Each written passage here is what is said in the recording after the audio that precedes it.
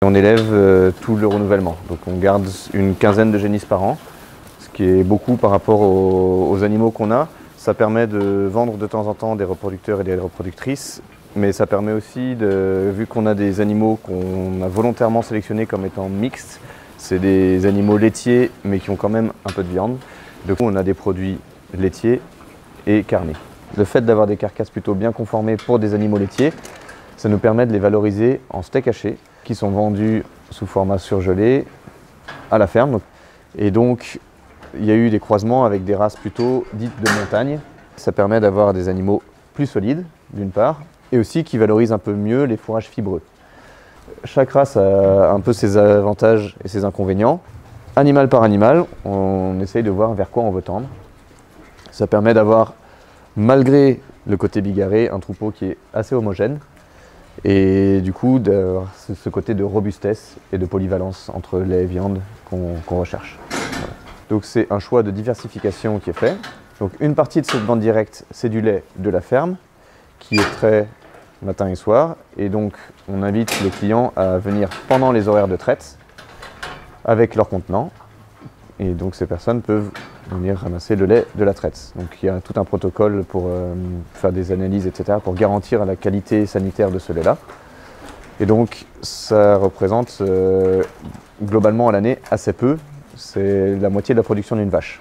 Une autre diversification qu'on a fait, étant donné qu'on est dans un secteur plutôt de plaine, on peut faire des cultures.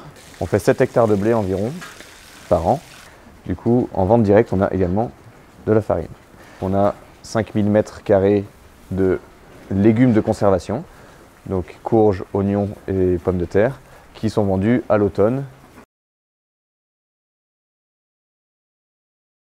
Avec mon associé, on est aussi content d'être les représentants du côté productif de l'agriculture proche de lieux de consommation. Donc ça permet aux gens, il y a beaucoup de gens qui viennent avec leurs enfants pour dire ah bah ça c'est des vaches, ça c'est la traite, le lait de la brique il vient d'ici. Et c'est quelque chose qui est hyper important pour nous de garder une connexion entre justement une population plutôt d'origine urbaine, une population et des pratiques plutôt rurales. Moi je suis en bio, je ne suis pas en bio pour plaire à des consommateurs.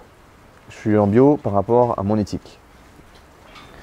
Mais j'aimerais bien savoir si justement les consommateurs ont envie de consommer des produits qui respectent un cahier des charges qui pour moi est pertinent, ou si on s'en fout, je vais continuer à faire du bio parce que je suis en accord avec ça, mais il ne faut pas que j'attende de la reconnaissance de ça. Ce métier on le fait parce qu'on l'aime bien, mais on le fait aussi, c'est un métier passion, et on est de manière indirecte, on est connecté à un peu toute la population quand on fait de la nourriture. Surtout quand on a une partie de notre production qui part en circuit long, c'est consommé par des gens qu'on n'a jamais vus. Mais du coup, on a un devoir de respect envers les gens qu'on nourrit.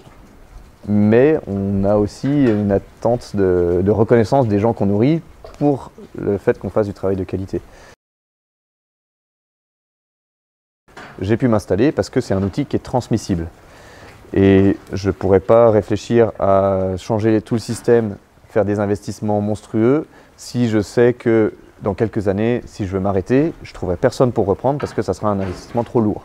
Donc le côté de sobriété, il est à la fois sur l'impact sur l'environnement, mais aussi, si on part dans des trop grands projets, c'est intransmissible.